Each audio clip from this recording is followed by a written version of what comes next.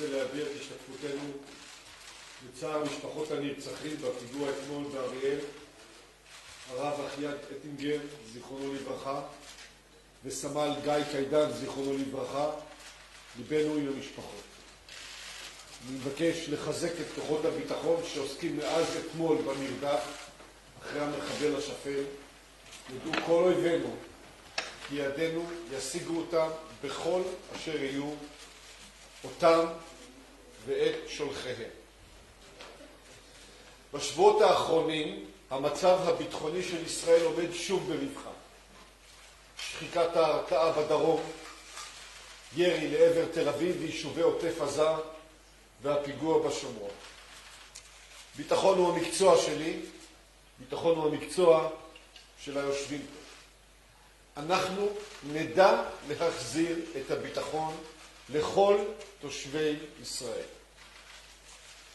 חלק מהביטחון הזה הוא הידיעה שמקבלי ההחלטות במדינת ישראל עושים זאת משיקולים נקיים, ללא אינטרסים אישיים או כספיים. בימים האחרונים התגלו פרטים חדשים וחמורים אודות עסקת הצוללות. פרשת השחיתות אולי החמורה ביותר בתולדות מדינת ישראל. אנחנו ניצבים בפניכם 3 רמטכ"לים וחבר קבינט שהוסתר מהם מראש. הוסתר מהם שראש הממשלה מקבל כסף, 16 מיליון שקלים. 16 מיליון שקלים שהלכו לכיס של נתניהו מחברה הקשורה ישירות לעסקת הצוללות. זה אובדן אמון מוחלט במנהיגות. זהו שבר שלא ניתן לאיחוי. השבוע נחשף גם שראש הממשלה אישר מאחורי גבה של מערכת הביטחון מכירת צוללות מתקדמות למצרים. זאת בלי שאף אחד מהגורמים המוסמכים במערכת הביטחון ידע. נתניהו הכחיש זאת.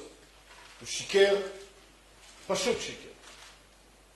זו גם פגיעה באמון הציבור והמערכת, וזה גם פגיעה בביטחון. בשל אובדן האמון והפגיעה בקודש הקודשים הביטחוני, אני מודיע בזאת שאנחנו נקים ועדת חקירה ממלכתית שתחקור את הפרשה הזו ואת כל המעורבים בה. אני הקדשתי את כל חיי לביטחון ישראל. אנחנו הקדשנו את כל חיינו לביטחון ישראל.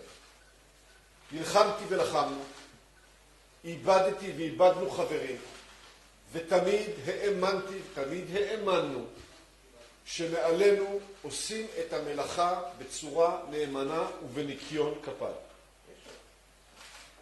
מגיע לכל חייל, לכל הורה, מגיע לכל אזרח ישראלי תשובות.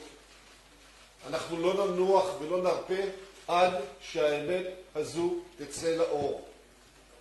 מגיע לכל אזרח ישראלי הנהגה עם ערכים.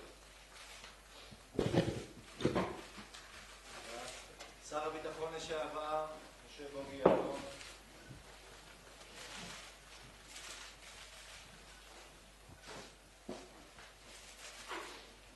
ערב טוב. אקדים ואומר, מדינת ישראל זקוקה לצוללות. על זה אין ויכוח. הצוללות הן כלי ביטחוני אסטרטגי חשוב מהמעלה הראשונה. כל גורמי הביטחון המקצועיים, חיל הים, אגף התכנון בצה"ל והרמטכ"לים בשנים האחרונות, המטה לביטחון לאומי ומשרד הביטחון, קבעו שאין צורך ביותר מ5 צוללות כדי לתת מענה לכל תרחישי האיום והייחוס על ביטחון ישראל. ביבי, מה גרם לך לדרוש באוגוסט 2015 להעלות את מספר הצוללות ל9 ללא כל דיון בפורום מקצועי ובניגוד לעמדת כל גורמי המקצוע? דרשת מראש המל"ל להציג את עמדת המל"ל בנושא. קיבלת תשובה מראש המל"ל דאז יוסי כהן שעמדת המל"ל היא 5 צוללות. ביבי, מה גרם לך לנסות לחתום על חוזה עם הקנצלרית בגרמניה בפברואר 2016 לרכש 3 צוללות ו2 ספינות לוחמה נגד צוללות בסך 2 מיליארד אירו? וצוללות נוספות כאמור לא נזקקנו, וספינות לוחמה נגד צוללות איש לא דרש, לא בחיל הים, לא במטה הכללי, לא במשרד הביטחון. את החתימה על החוזה הזה אני מנעתי בפברואר 2016.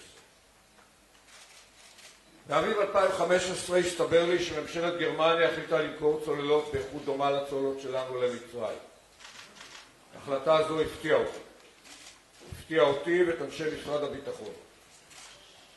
בבירור שעשה האלוף במילואים עמוס גלעד, ראש האגף הביטחוני-מדיני עם הגרמנים, למדתי שהאישור ניתן על ידך ביבי. שאלתי אותך אם נתת אישור לממשלת גרמניה למכור צוללות באיכות כמו שלנו למצרים, והיחשת. לכן ביקשתי מנשיא המדינה טרם נסיעתו לגרמניה לבדוק את הנושא עם הקנצלרית. הנשיא ריבלין חזר עם אותה תשובה, שגרמניה קיבלה אישור למכור צוללות באיכות דומה לצוללות שלנו למצרים. ממך ביבי. ביבי, מה גרם לך לאשר זאת מבלי לידע אותי או את הקבינט? מה גרם לך להתערב וללחוץ על ביטול המכרז הבינלאומי ברכש ספינות המגן לעדות הגז ולנסות להפנות את העסקה מלכתחילה למספנת טיסנקרופ? ביבי, על בסיס מה פנה עורך הדין דוד שמרון יחד עם מיקי גנור, אותו מתווך שהפך לעד מדינה, שבוע לאחר סיום תפקידי כשר הביטחון, ליושב ראש ההסתדרות ולמזכיר ארגון אזרחים עובדי צה"ל, והודיעו להם שמספנת חיל הים הולכת להיות מופרטת, חברת טיסנקרופ תקבל אחריות להחזקת כלי השיט של חיל הים, ושכדאי להם, לאבי ניסנקורן ומשה פרידמן, לשתף פעולה עם המהלך, כי בין כה וכה שמחת הלב מלמעלה. את זה לא ידעת. התשובות נמצאות כנראה, ועוד שאלות רבות שעוד אפשר לפרט אותן, בקשר שבין סביבתך הקרובה ביבי לעסקאות עם מספנת טיסנקרופ. משרד עורכי הדין שמרון מולכו, המשנה לראש המל"ל אבריאל בר יוסף שרצית למנות לראש מל"ל, ראש הסגל בלשכתך דוד שרן שלאחרונה ניסית לעזור לו להיבחר לישיבת הליכוד לכנסת. ולנוכח הגילויים האחרונים ייתכן שם בעובדה שבן דודך נתן מיליקובסקי הוא ספק הפלדה למספנת טיסנקרופ, ובמשך שנים החזקת מניות בחברה זו. אין לי ספק שזו פרשת השחיתות החמורה ביותר בתולדות המדינה, בה הוא הדף בצע כסף על פני טובת המדינה וביטחון המדינה. ביבי, את התשובות לשאלות הללו אתה חייב לא רק לי, אתה חייב לאזרחי מדינת ישראל, ובעיקר לחיילי צה"ל שצריכים לתת אמון בהנהגה ששולחת אותם למשימות ההגנה של מדינת ישראל. ואתה פגעת באמון הזה. חבר הקבינט לשעבר, שר האוצר לשעבר, יאיר לפיד.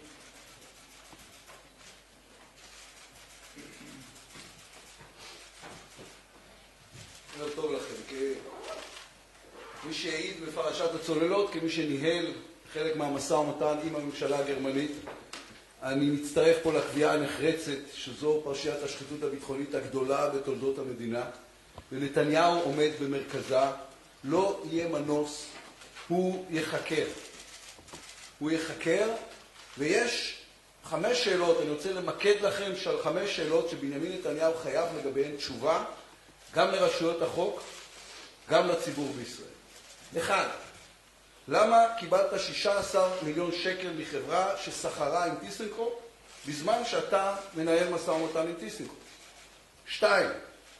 איך קרה שמתוך עשרות מיליוני החברות שיש בעולם, החזקת מניות דווקא בחברה שהיא ספקית של טיסנקרופ? 3. למה שיקרת ואמרת שלא אישרת את עסקת הצוללות עם מצרים, כשכן אישרת את עסקת הצוללות עם מצרים? 4. למה הסתרת את זה שאישרת את העסקה המצרית משר הביטחון, משרד הביטחון, הרמטכ"ל, צה"ל וכל גורמי המקצוע? ושאלה 5. איך יכול להיות שלא ידעת ששני האנשים הכי קרובים אליך בעולם, המשפחה שלך, מקבלים עמלות במיליוני יורו על עסקת הצוללות והספינות שאותה אתה אישרת באופן אישי? תודה רבה. רב אלוף לשעבר, מנכ"ל משרד הביטחון לשעבר, גבי אשכנזי.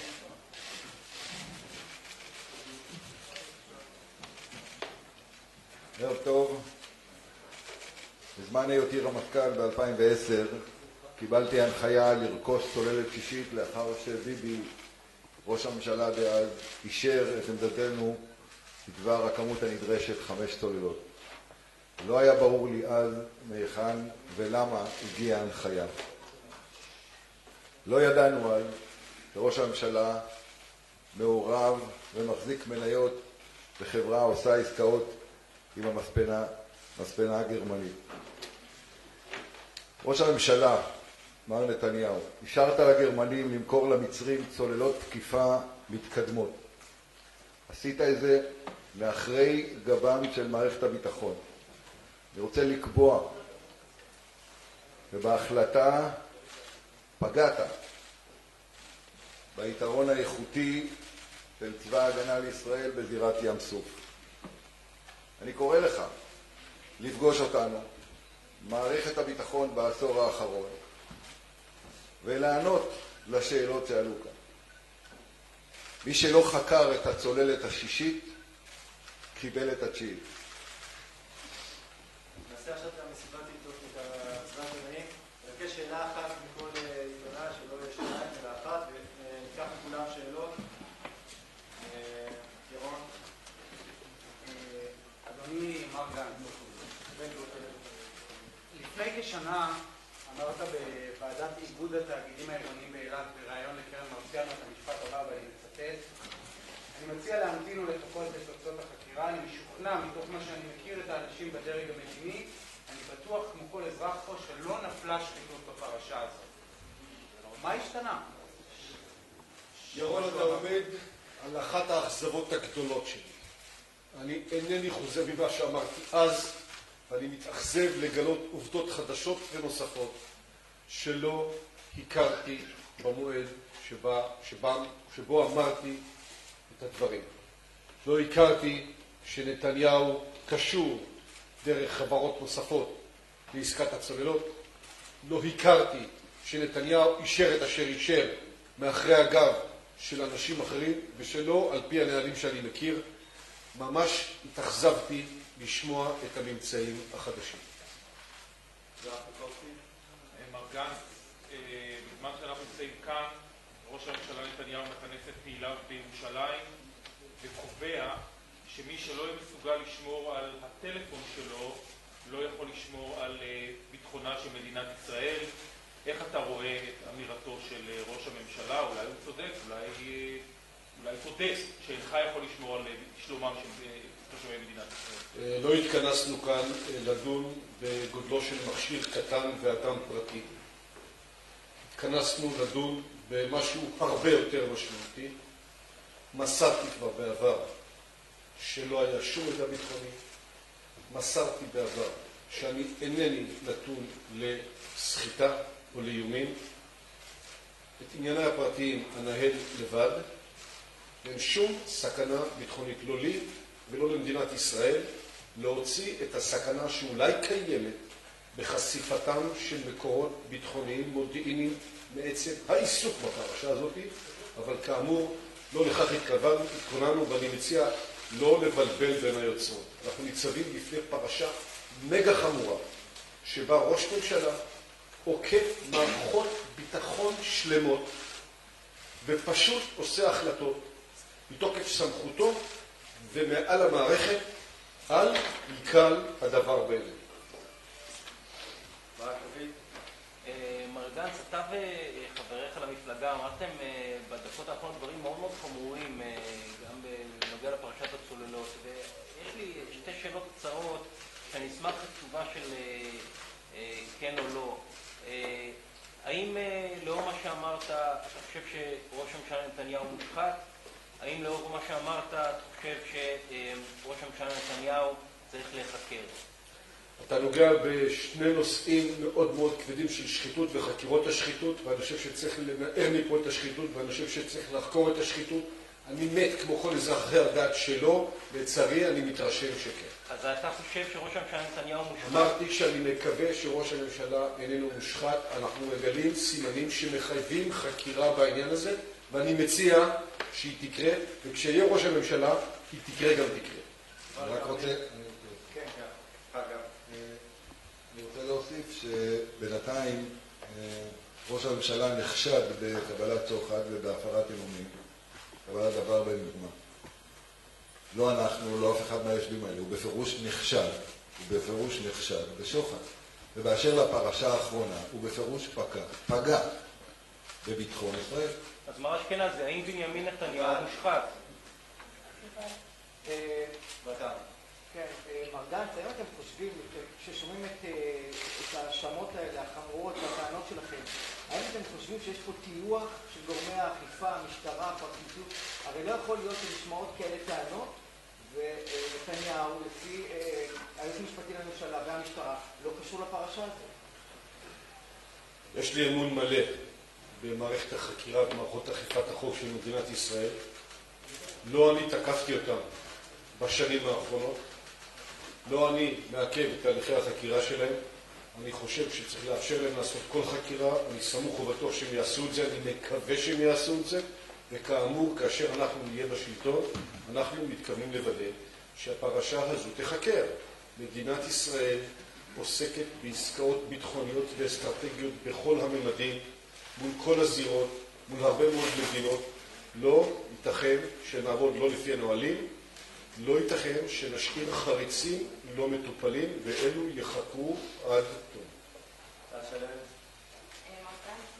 שיגרתם אתמול מכתב מאוד חריף ליועץ המשפטי לממשלה, שביקשתם בעצם לפתוח בחקירה של ההדלפה של הסיפור של הפריצה לטלפון, ורציתי לשאול, האם אתה עומד מאחורי הצהרה של המפלגה של נתניהו, מי שעומד מאחורי ההדלפה הזאת, גם אחרי שעמית סגל היום מציין במפורש שזה לא מגיע מנתניהו ומאף אחד מסביבת נתניהו, ואם כן, האם יש לכם הוכחות שנתניהו עומד מאחורי? אמרנו שהנושא הזה צריך להיחקר. הסיבה שהנושא הזה צריך להיחקר, לטעמי, היא מטעם העובדה שזה יכול להשפיע לא על מי שאני ומה שאני, אלא איך החומר הזה זורם החוצה, וכל ממצא שהחקירה תוביל יהיה קביל עליו. אדוני, אני רוצה לשאול אותך על ההתנהלות התקשורתית שלך ושל המפלגה.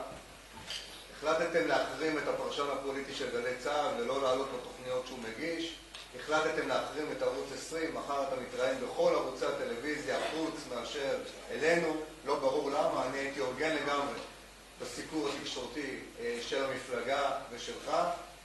אתם רוצים לחקור את המדליף של מסר את המידע לעמית סגל במקום להתייחס לגופו של עניין ולגופם של דברים. השאלה, האם זו, כמובן, התביעה נגד ישראל היום, השאלה אם זו המדיניות שמחכה לנו באם תיבחר לראשות הממשלה. אני אענה לך בקצרה, אנחנו אין לנו מדיניות מול אף אחד ומול נגד אף גורם תקשורת. אני מכבד את התקשורת בישראל, אני גם מצפה שהתקשורת תהיה הוגנת איתנו, אבל יאיר, בבקשה. אלירן, אני לא בטוח שזה המקום והזמן, אבל אני אומר שוב, אנחנו לא מחרימים אף כלי תקשורת, אנחנו נתראים בכל כלי התקשורת, לא תמיד. בהחלט זה יקרה בהמשך, אנחנו נעשה את הבירור מי הולך מארבעתנו, אבל אני אומר לך גם לערוץ 20, אתה פה עם יומן. מתי פעם אחרונה היה לך לא עם ראש הממשלה? היה? לערוץ 20 לערוץ 20 היה.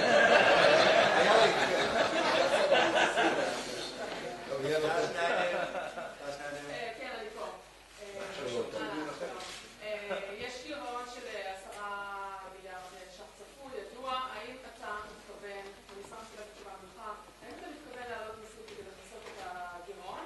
ומה בנוגע לאסדה? אם קיבלתם החלטה, אתם תעצרו את הפעילות באסדה הנוכחית איפה שהיא נמצאת, או שאתם תמתינו לאסדה אחרת, או שאתם תאפשרו להתחיל להוציא שם את הגז?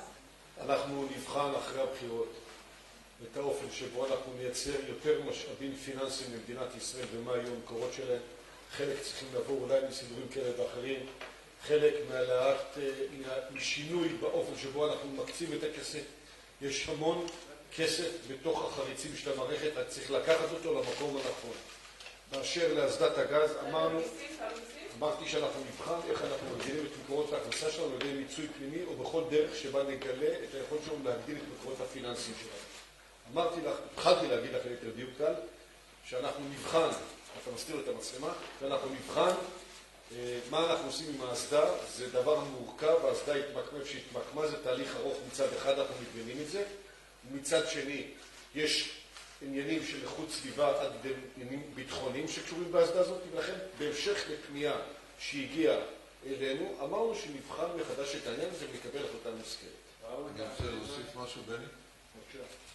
בעניין האסדה אנחנו גם נבדוק את תהליך קבלת ההחלטות לגבי העברת אסדה שנקבעה מלכתחילה 120 קילומטר מהחוף על פי הבאר, באר לוויתן, במרחק של 10 קילומטר מהחוף, כאשר מישהו נשא את שם הביטחון במקרה הזה, וטען שבין השאר זה נעשה משיקולים ביטחוניים.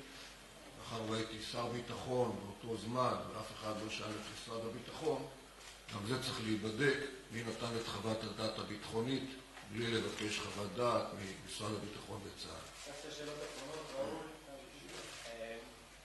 מר גנץ, אתה דורש לחקור את ההדלפות בנוגע לפריצת הטלפון, ואתה גם מכחיש את תוכן ההדלפות. זה נשמע קצת כמו סימן שאומר real news is fake news. מה זה? The real news is fake news. אני חוזר ואומר, אני חושב שצריך לחקור את ההדלפה בשל ההיבט הביטחוני, אולי האתי שלה.